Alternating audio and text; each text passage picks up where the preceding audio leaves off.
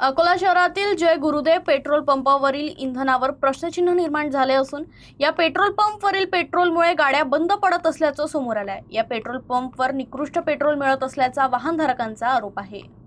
दुचाकीत भरलेल्या 3 लिटरहून अधिक पेट्रोलमध्ये पाण्याचे प्रमाण आढळल्याचा दावा केला आहे। काही ग्राहकांच्या दुचाकी गेल्या महिन्याभरात 2 ते 3 वेळा बंद पडल्याच्याही तक्रारी आहेत।